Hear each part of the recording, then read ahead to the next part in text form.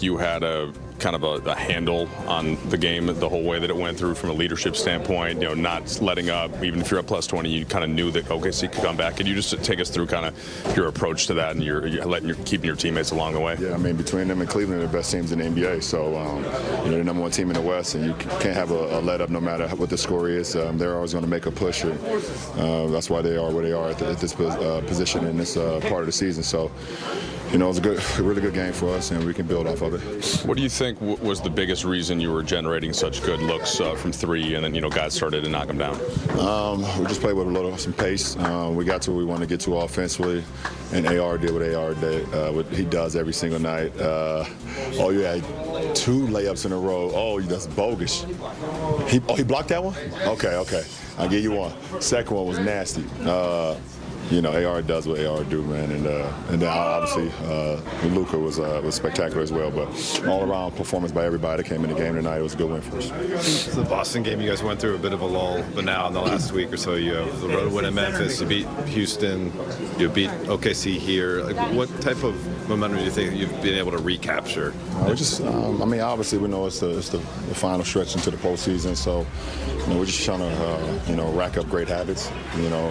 Obviously. Sometimes the game goes the way the game goes, and sometimes you can play a great game and still lose games.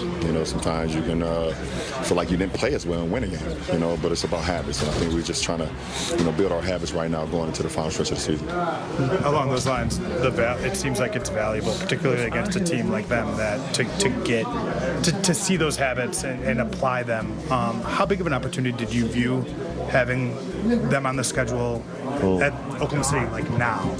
To kind of put what you guys have been working into in action? We just want to, no matter who we're playing, obviously we've been pretty good against some of the better teams this year, and we haven't been as good as some of the teams that's below 500. But this is a great team to test out and see where you are. But ultimately, it's about our habits. We have to continue to push our habits.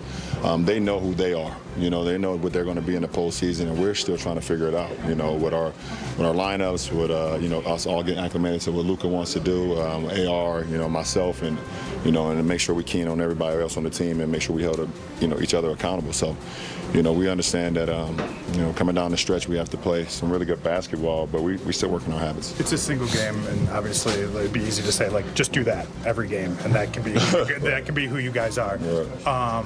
But how much of the non-shooting stuff tonight were you happy with? The controllables? Yeah. We know that they're very good when it comes to getting into the paint, attracting a lot. They do a great job of getting to the free throw line. They do a great job of getting offensive rebounds and second chance points. And those are some of the controllables that you control.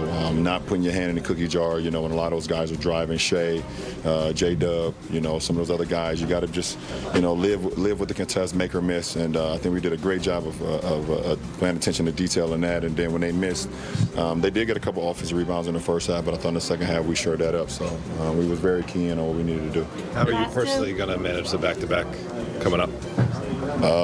What's today? Damn.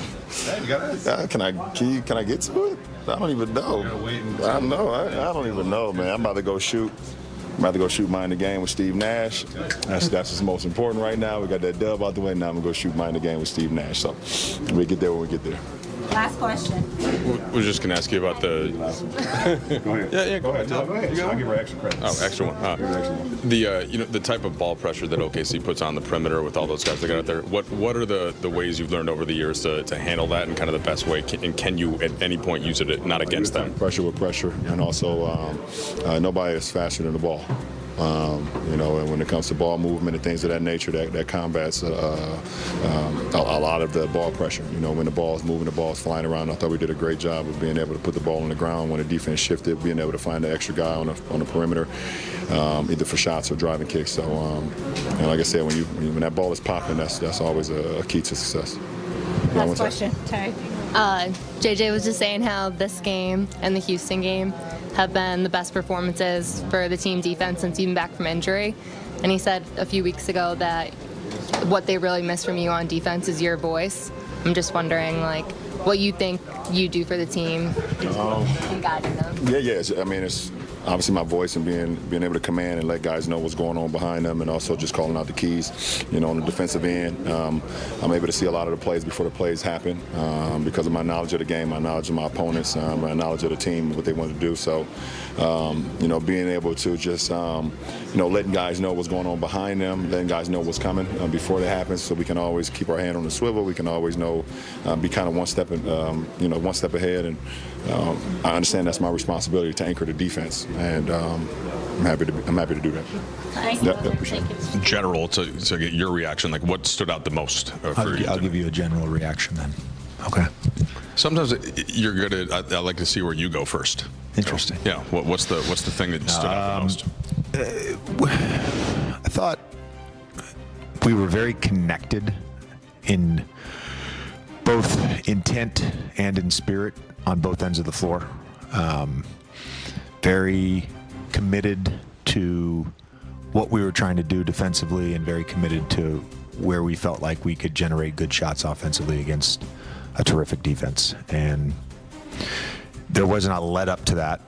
There wasn't any overreactions to certain possessions.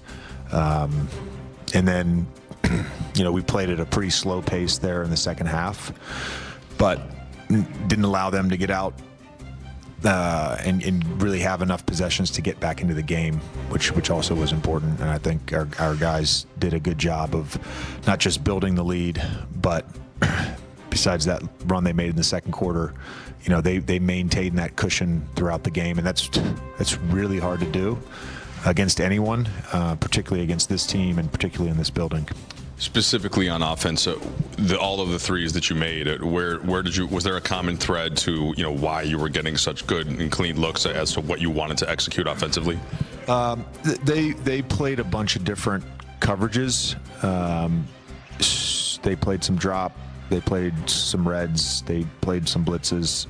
I just thought our ability to recognize, other than one possession, that first possession when they blitzed towards the end of the second quarter, I thought our ability to recognize those coverages was really good. Luka, again, his just ability to make threes. We got I don't know the exact total, but Max will have it on the post-game report. We got some great uncontested corner threes. We missed some uncontested corner threes. I just thought the movement, the spacing, and the intent was great all night.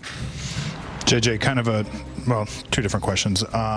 You mentioned a little bit kind of valuing possessions. It felt like there was one early in the game when they may have gotten 2 or 3 cracks and Caruso hit a 3, but otherwise, it seemed like you guys were the team that was creating extra advantages in that. How pleased were you with your team's response when it came to 50-50 balls, offensive crashing, and different things like that?